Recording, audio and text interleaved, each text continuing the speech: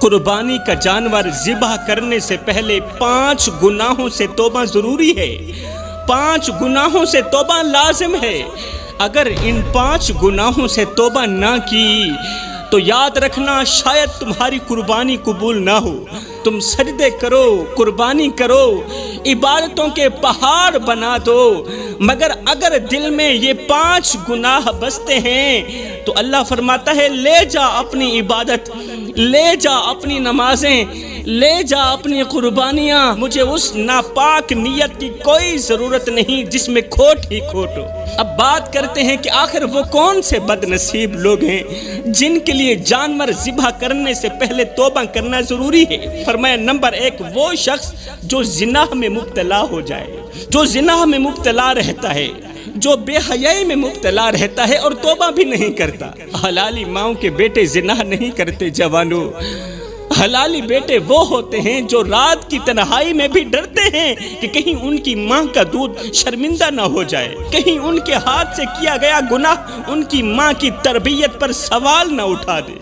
میرے رسول کریم صلی اللہ علیہ وآلہ وسلم نے فرمایا جب بندہ زنا کرتا ہے تو اس وقت وہ مومن نہیں رہتا، زنا کی حالت میں وہ مومن نہیں رہتا۔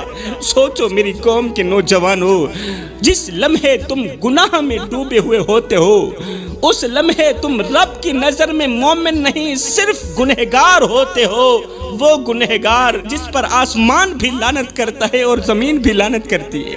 تو فرمایا یہ تو ہو گیا پہلا انسان جس کو قربانی کا جانور ذبح کرنے سے پہلے توبہ کرنا ضروری ہے۔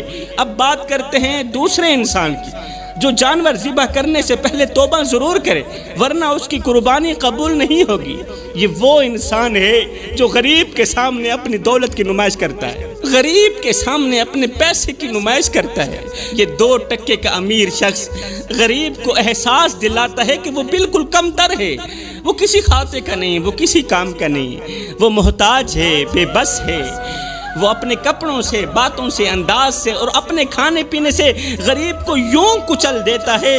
ایک امیر اپنے کپڑوں سے، اپنے انداز سے، اپنی امیری سے، پیسے سے غریب کو یوں کچل دیتا ہے کہ وہ بیچارہ اپنے رب کے آگے شکوہ کرنے پر مجبور ہو جاتا ہے۔ غریب پھر اپنے رب کے آگے شکوہ کرنے پر مجبور ہو جاتا ہے۔ ہائے نہ ہم رہے دل لگانے کے قابل، نہ دل رہا غم اٹھانے کے قابل۔ ربا تیرے بندوں نے دیے اتنے غم کہ چھوڑا نہ ہمیں مسکرانے کے قابل۔ بڑے ہی ارمان کے ساتھ کہنا پڑ رہا ہے میری قوم کے نوجوانوں کہ جس غریب کو میرے نبی نے فرمایا تھا میری امت